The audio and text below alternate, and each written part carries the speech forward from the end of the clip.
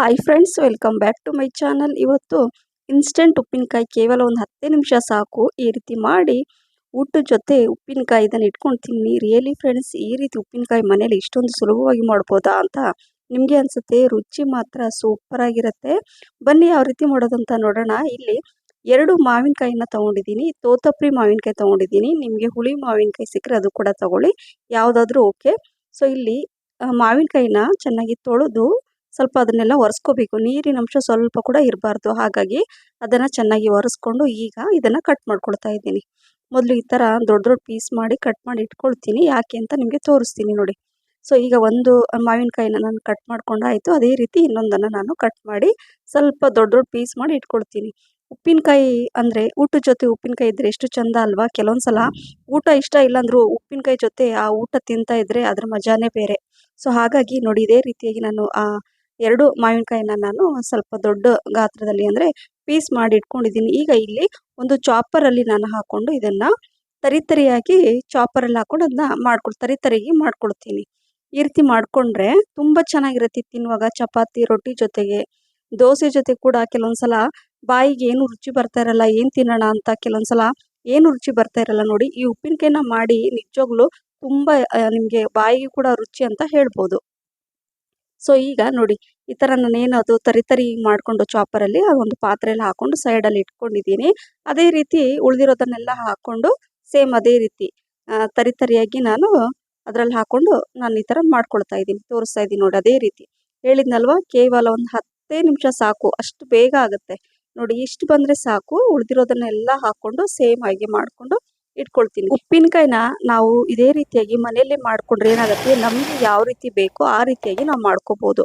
ನಾವು ಹೊರಗಿಂದ ತರ್ತೀವಲ್ವ ಅಂಗಡಿಯಿಂದ ಎಲ್ಲ, ಅದೇನಾಗುತ್ತೆ ಉಪ್ಪಂತೂ ಉಪ್ಪಿನಕಾಯಿ ಅಂದರೆ ಉಪ್ಪೇ ಜಾಸ್ತಿ ಇರುತ್ತೆ. ಹಾಗಾಗಿ ಕೆಲವು ಸಲ BP ಇರೋರು, ಶುಗರ್ ಇರೋರು ಹೆಚ್ಚಾಗಿ ಅದನ್ನು ತಿನ್ನಲ್ಲ.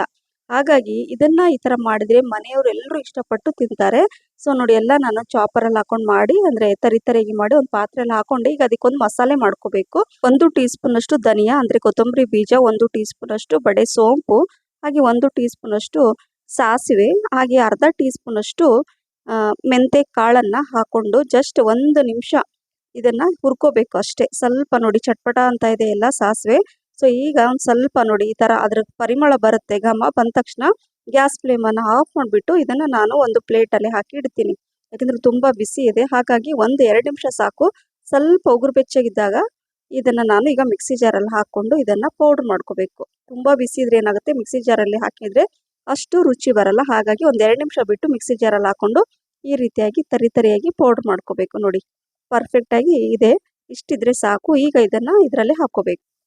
ನಂತರ ಇಲ್ಲಿ ಸ್ವಲ್ಪ ಅರಿಶಿನ 1/4 ಟೀ ಸ್ಪೂನಷ್ಟು, ಹಾಗೆ ಇಲ್ಲಿ ಅಚ್ಚ ಖಾರದ ಪುಡಿ ನೋಡಿ, ಇದು 4 ಟೀ ಸ್ಪೂನಷ್ಟು ಹಾಕ್ಕೊಂಡಿದ್ದೀನಿ. ತುಂಬ ಚೆನ್ನಾಗಿ ಕಲರ್ ಬರುತ್ತೆ. ಇದು ನಾನು ಮನೆಯಲ್ಲೇ ಮಾಡಿರುವಂತಹ ಖಾರದ ಪುಡಿ. ಹಾಗೆ ರುಚಿಗೆ ತಕ್ಕಷ್ಟು ಉಪ್ಪು, 2 ಟೀ ಸ್ಪೂನಷ್ಟು ನಾನು ನಾರ್ಮಲ್ ಸಾಲ್ಟ್ ಉಪ್ಪನ್ನು ಹಾಕಿದ್ದೀನಿ. 2 ಟೀ ಸ್ಪೂನಷ್ಟು ಪಿಂಕ್ ಸಾಲ್ಟನ್ನು ಹಾಕ್ಕೊಂಡಿದ್ದೀನಿ. 2 ಮಿಕ್ಸ್ ಮಾಡಿಕೊಂಡ್ರೆ ತುಂಬ ಚೆನ್ನಾಗಿರುತ್ತೆ. ಉಪ್ಪು ಅಥವಾ ಯಾವುದಾದ್ರೂ ಒಂದು ಕೂಡ ಹಾಕ್ಕೋಬೋದು. ಮಿಕ್ಸ್ ಮಾಡಿಕೊಂಡು ಈಗ ಉಪ್ಪು, ಖಾರ, ಅರಿಶಿನ ಎಲ್ಲ ಕರೆಕ್ಟಾಗಿ ಅದಕ್ಕೆ ಹೊಂದ್ಕೋಬೇಕು. ಎಲ್ಲ ಚೆನ್ನಾಗಿ ಮಿಕ್ಸ್ ಮಾಡ್ಕೋಬೇಕು. ಸೊ ಈಗ ಏನು ಮಾಡಬೇಕಂದ್ರೆ, ಈಗ ಇದಕ್ಕೆ ಒಂದು ಇಂಗಿನ ಒಗ್ಗರಣೆ ಅಂದರೆ ಎಣ್ಣೆನ ತೋರಿಸ್ತೀನಿ ನೋಡಿ. ಇಲ್ಲಿ ಒಂದು ಕಡಾಯಿ ಇಟ್ಕೊಂಡಿದ್ದೀನಿ. ಸೊ ಈಗ ಗ್ಯಾಸ್ ಫ್ಲೇಮನ್ನು ಕೂಡ ಆನ್ ಮಾಡಿ ಇಲ್ಲಿ ನಾನು ಸಾಸಿವೆ ಎಣ್ಣೆನ ಯೂಸ್ ಮಾಡ್ತಾ ಇದ್ದೀನಿ. ಇದು ಸಾಸಿವೆ ಎಣ್ಣೆ ಉಪ್ಪಿನಕಾಯಿಗೆ ತುಂಬ ಚೆನ್ನಾಗಿರುತ್ತೆ. ಹಾಗಾಗಿ ಇದು ಮಸ್ಟರ್ಡ್ ಆಯಿಲ್ ಇದು. ಸೊ ಅದನ್ನು ಒಂದು ಅರ್ಧ ಕಪ್ಪಷ್ಟು ಎಣ್ಣೆನ ಹಾಕ್ಕೊಂಡು ಹೈ ಫ್ಲೇಮಲ್ಲಿ ಇಟ್ಟು ಬಿಸಿ ಮಾಡಿ ಅರ್ಧ ಟೀ ಸ್ಪೂನಷ್ಟು ಇಂಗನ್ನು ಹಾಕೋಬೇಕು. ಈ ಇಂಗಿನ ಒಗ್ಗರಣೆ ಆ ಉಪ್ಪಿನಕಾಯಲ್ಲಿ ಇದರಲ್ಲಿ ಹಾಕ್ಬಿಟ್ರೆ ಏನು ಚೆನ್ನಾಗಿ ಘಮ ಎಷ್ಟು ಚೆನ್ನಾಗಿ ಅನಿಸುತ್ತೆ ಗೊತ್ತಾ. ಮನೆ ತುಂಬ ಎಲ್ರಿಗೂ ಒಳ್ಳೆ ಫ್ಲೇವರ್ ಇದು. ಸೊ ಹಾಗಾಗಿ ಇದನ್ನು ಹಾಕ್ಕೊಂಡು ಮಿಕ್ಸ್ ಮಾಡ್ಕೋಬೇಕು. ನೋಡಿ, ಈಗ ನೋಡಿದ್ರಲ್ಲ, ಇದು ಪರ್ಫೆಕ್ಟಾಗಿ ಈಗ ನಾನು ಮಿಕ್ಸ್ ಮಾಡಿ ನಿಮ್ಗೆ ತೋರಿಸ್ತಾ ಇದ್ದೀನಿ.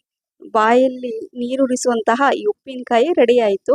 ಏನಂದರೆ ಎಲ್ಲ ಕರೆಕ್ಟಾಗಿ ಮಿಕ್ಸ್ ಮಾಡ್ಕೋಬೇಕು. ಮೇನು ಕೈಯೆಲ್ಲ ಹಾಕಬಾರ್ದು. ಏನಾದರೂ ಯೂಸ್ ಮಾಡುವಾಗ ಹಸಿ ಸ್ಪೂನ್ ಇರುತ್ತಲ್ವ, ಹಸಿ ಸ್ಪೂನೆಲ್ಲ ಯೂಸ್ ಮಾಡಬಾರ್ದು. ಒಣಗಿರೋ ಸ್ಪೂನಿಂದನೇ ಇದನ್ನು ಯೂಸ್ ಮಾಡಿದರೆ ಹೊರಗಡೆ ಇಟ್ಟರು ತಿಂಗಳುಗಟ್ಟಲೆ ನೀವು ಯೂಸ್ ಮಾಡ್ಬೋದು, ಹಾಳಾಗಲ್ಲ. ಸೊ ಯಾವುದ್ಯಾವುದೋ ಸ್ಪೂನು ಅಥವಾ ಅಷ್ಟು ಚೆನ್ನಾಗಿ ಇರಲ್ಲ ಸ್ಪೂನು, ಹಸಿ ಇರುತ್ತೆ, ನೀರಿನಂಶ ಇರುತ್ತೆ, ಆ ಸ್ಪೂನೆಲ್ಲ ಹಾಕಿದರೆ ಏನಾಗುತ್ತೆ, ಬೇಗ ಹಾಳಾಗುತ್ತೆ. ಹಾಗಾಗಿ ಕ್ಲೀನಾಗಿ ಇಟ್ಕೋಬೇಕು, ಹೈಜಿನಿಕ್ಕಾಗಿ ಇಟ್ಕೋಬೇಕು ಉಪ್ಪಿನಕಾಯಿ ಮಾಡಿದಾಗಲೆಲ್ಲ. ಸೊ ಈಗ ಒಂದು ನಾನು ಗಾಜಿನ ಬಾಟ್ಲಲ್ಲಿ ಇದನ್ನು ಈಗ ಇದರಲ್ಲಿ ಹಾಕಿಡ್ತಾ ಇದ್ದೀನಿ ನೋಡಿ, ಈ ರೀತಿ ಹಾಕೋಬೇಕು. ಸೊ ನಾನು ಈ ಥರ ಹಾಕ್ಕೊಂಡು ಇದನ್ನು ಇಟ್ಬಿಟ್ರೆ ತಿಂಗಳುಗಟ್ಟಲೆ ಯೂಸ್ ಮಾಡ್ತೀನಿ. ತುಂಬ ಚೆನ್ನಾಗಿ ಎಲ್ಲರೂ ಇಷ್ಟಪಟ್ಟು ಇದನ್ನು ತಿಂದರು. ಹಾಗಾಗಿ ಮಿಸ್ ಮಾಡದೆ ನೀವು ಮಾಡಿ. ಈ ರೆಸಿಪಿ ನಿಮಗೆ ಇಷ್ಟ ಆಗಿದ್ದರೆ ಲೈಕ್, ಶೇರ್, ಕಮೆಂಟ್ಸ್ ಮತ್ತು ಸಬ್ಸ್ಕ್ರೈಬ್ ಮಾಡೋದನ್ನು ಮರಿಬೇಡಿ. ನಿಮ್ಮ ಫ್ರೆಂಡ್ಸ್ ಮತ್ತು ಫ್ಯಾಮಿಲಿಗೆ ಶೇರ್ ಮಾಡಿ. ನನ್ನ ಫೇಸ್ಬುಕ್ ಪೇಜ್ ಕೂಡ ಫಾಲೋ ಮಾಡಿ ಅಂತ ಹೇಳ್ತಾ ಮತ್ತೆ ಇನ್ನೊಂದು ಹೊಸ ರೆಸಿಪಿ ಜೊತೆ ಸಿಗ್ತೀನಿ. Thank you for watching. Bye, take care.